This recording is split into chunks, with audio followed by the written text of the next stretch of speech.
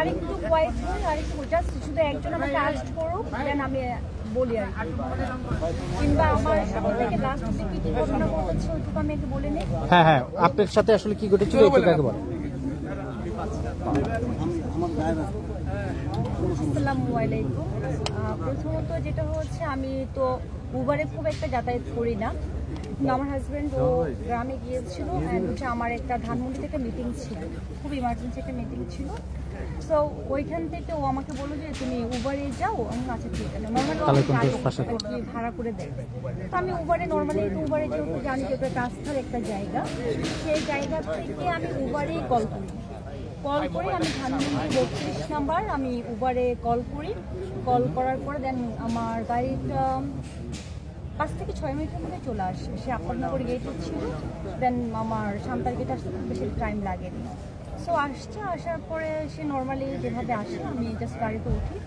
ওঠার পরে সে আমাকে আবার জিজ্ঞেস করেছে আপনার লোকেশন ধানমন্ডিতে। আমরা গেলাম, যাওয়ার পরে হাতের জেলে যখন উঠেছে আমি ওনাকে বললাম যে আপনি স্ট্রেট না গিয়ে মানে ওই যে ব্রিজের উপর দিয়ে না গিয়ে আপনি হচ্ছে কি একটু মানে বামে দিয়ে স্ট্রেট যান।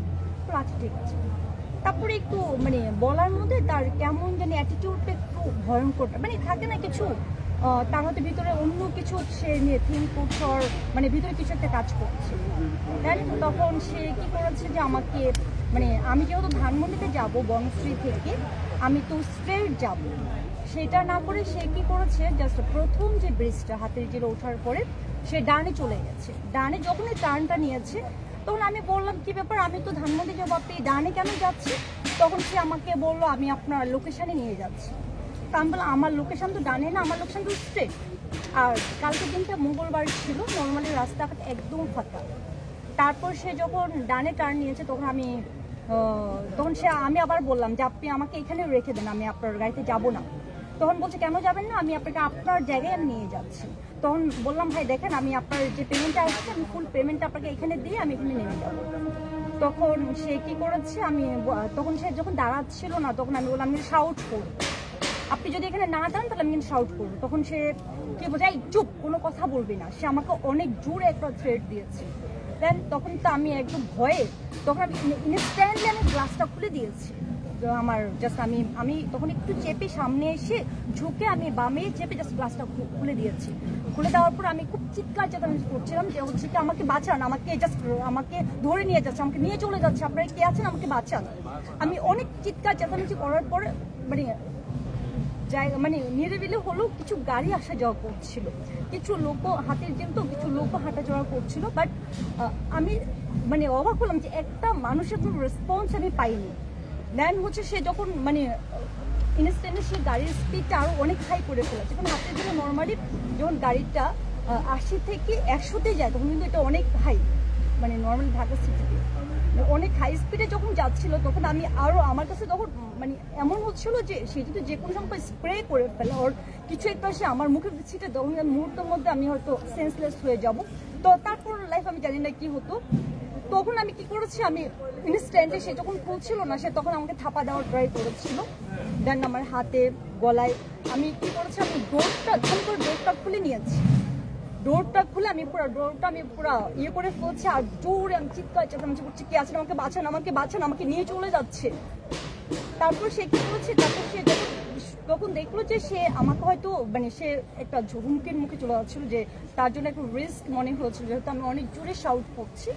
দেন সে মোটামুটিভাবে কিছুটা একটু স্লো করেছে, তখন আমি জানটা নিয়ে জাস্ট জাম্প দিয়েছি, জাস্ট হাতের জেলে যখন আমাদের গুলশানে যেতে লাস্ট কর্নারে সেটা জাম্প দিয়ে দেন সে গাড়িটা অনেক হাই স্পিডে তো চলেই গেল। দেন আমি আগে নেমে আমার ব্যথা আমি কি পেয়েছিলাম, আমার শরীরে কোনো আমার ইয়ে ছিল না, আমার মাথায় শুধু একটা জিনিস সে কাজ হচ্ছিল, সে আমাকে মুহূর্তের মধ্যে কি করে ফেলেছে। আমি কোনোভাবে যদি সেন্সলেস হই তখন আমি শেষ। দেন আমি কি করছি, গাড়ি থেকে নেমে জাস্ট তখন তো আমার পুরো মনে হচ্ছে আমার পুরো মাথা ঘুরছিল। দেন আমি ওইখান থেকে জাস্ট রাস্তাটা ক্রস করে আমি জাস্ট ব্রিজের যে সাইডে আমি দাঁড়িয়ে জাস্ট আগে কি করেছি উবারে ঢুকে গেছি, যে আমি তার জিনিসগুলো আগে ইয়ে করবো স্ক্রিনশট নিয়ে ঢুকে দেখি যে সে অলরেডি ক্যান্সেল দিয়ে দিয়েছে। হয়তো এইটুকুর ডিউরেশনে যে হয়তো আমার 30 সেকেন্ড কি কতটুকু আমি জানি না, যে ওইটুকু পার হতে আমার কতটুকু টাইম লেগেছে। তারপর স্ক্রিনশট দিব কি আমি তার কোনো কিছু খুঁজে পাচ্ছি না, তখন আমি ওকে আগে কল দিই, আমার একটা ফ্রেন্ড আছে পুলিশ, তো আমি ওকে আগে কল দিয়েছি, কল দিয়ে বললাম আমার এই অবস্থা। তো আমাকে বললো কি তুমি আগে ইয়ে করো। ও না, এর মাঝে আরেকটা লোক জাস্ট পথচারী, আমি যখন ইয়ে করে আসতে পড়ে গেছি তখনও কেউ যায়নি, পড়ে যাওয়ার পর আমি যখন উঠে নিচে উঠে আসার পর যখন ওই পারে একটা লোক বলতেছে কি যে উনি আপনার কেউ না। তো আমি বললাম আমি একটা মেয়ে মানুষ এভাবে চিৎকার করছি, আপনার কাছে এভাবে আমি পড়ে গেলাম গাড়ি থেকে নেমে, তারপর আপনি মনে হচ্ছে যে সে লোকটা আমার কেউ। তখন নিজের কাছে তো অনেক অসহায় লেগেছে, মনে হচ্ছে পুরো পৃথিবীটা মনে হচ্ছে আমি নতুন করে একটা নতুন একটা জীবন পেয়েছি। আমি আমার ফ্রেন্ডকে ফোন করলাম, ফোন করার পর সে আমাকে বললো তুমি এখনই আগে থানায় যাও, থানায় গিয়ে যদি করো দেন প্রসেস চলতে থাকবে। তারপরে গিয়ে ওকে কল দিয়েছি, ও আমাকে বললো তোমার পরিচিত কেউ থাকবে তুমি থানায় যাও। তখন আমি থানায় যাওয়ার, আমি ওইখান থেকে বাসায় আমি কীভাবে যাব ওইটাই আমার আর ইয়ে মানে সাহস ছিল না যে আমি বাসা অবধি কীভাবে যাবো। যাই হোক, পরে আমি অনেক কষ্ট করে বাসা অবধি কষ্ট করে গিয়েছি, আমি আর কালকে থানায় আর ওইভাবে যাইনি।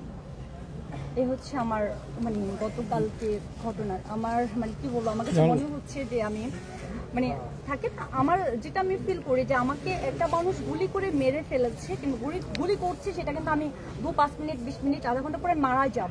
হ্যাঁ, ওই মৃত্যুটা কিন্তু আমার কাছে মনে হচ্ছে ইজি, বাট একটা মানুষ যেগুলো আমরা রীতিমতো যেটা দেখে যাচ্ছি, যে যেটা হয় যে যেটা মানুষকে মানে গুম করে ফেলে, তারপর বিশেষ করে আমাদের এজের মেয়েগুলোকে যে হারে টর্চার করে, মানসিক টর্চার রেপ করে, মানে আমার মাথায় অল টাইম খালি ওইটাই ঘুরছিল যে আল্লাহ আমাকে মানে মনে হচ্ছে নিজে হাতে ধরে আমাকে বাঁচিয়ে দিয়েছে এত বড় একটা বিপদ থেকে।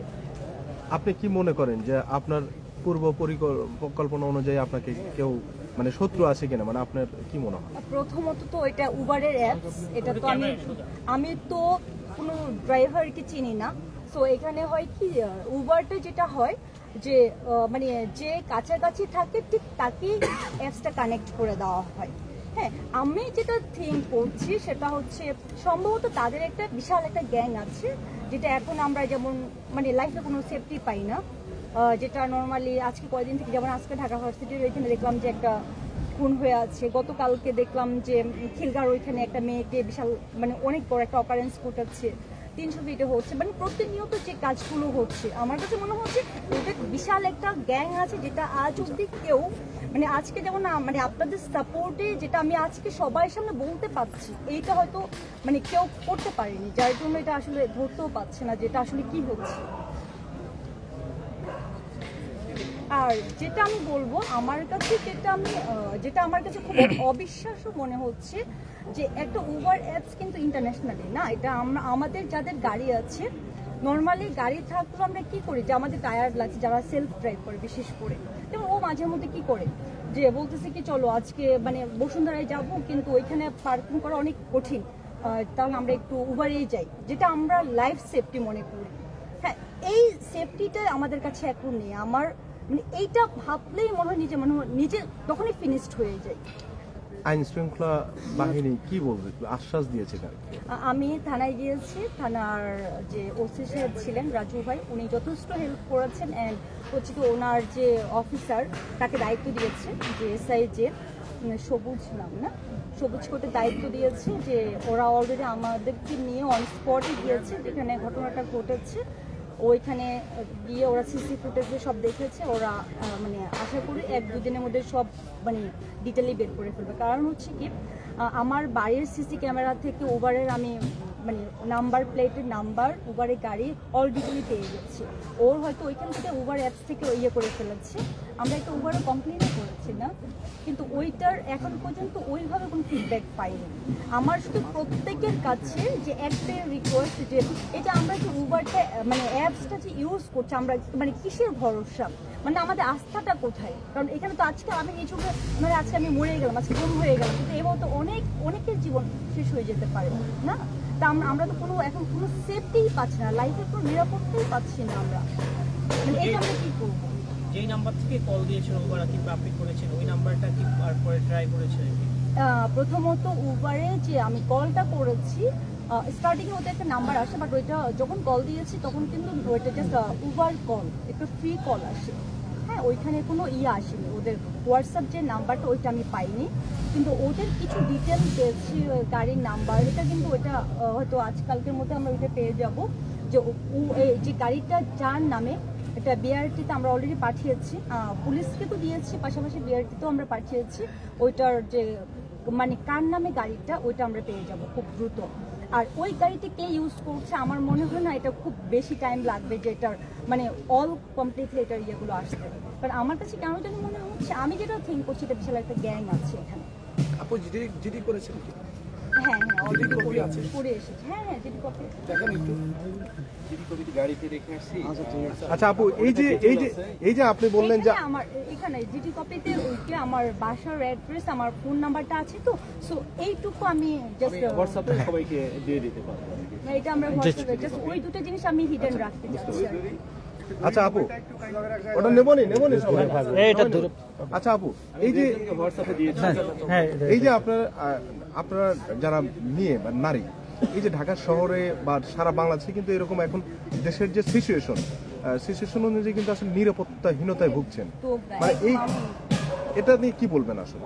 আমি যেটা বলবো, আমাদের যে সরকার আছেন, যারা আইন শৃঙ্খলা বাহিনী আছে, মানে আপনারা যে মানে এইটা নিয়ে না আরো একটু বেশি গভীরভাবে আপনাদেরকে ভাবতে হবে। কারণ হচ্ছে আমরা না এখন মানে এই যে বের হচ্ছে, আমরা কিন্তু কোনো লাইফে একটা সেফটি একদম পাচ্ছি না। এটা আমার সরকার অ্যান্ড হচ্ছে আমার আইন শৃঙ্খলা বাহিনীর কাছে এটা আমার হাত বৃষ্টির করে রিকোয়েস্ট, এটা যে আজকে আল্লাহ আমাকে আমার সন্তানের কাছে আমাকে পাঠিয়েছে। এমন অনেক সন্তানরা মা হারাচ্ছে, অনেক মারা তার সন্তানকে হারাচ্ছে। কারণ আপনারা যদি মানে কঠিন না হন, আপনারা যদি এটা স্ট্রিক্টলি কিছু না করেন, তাহলে আমরা এটার কোনো মানে পাবো না, কোনো বিচার পাবো না।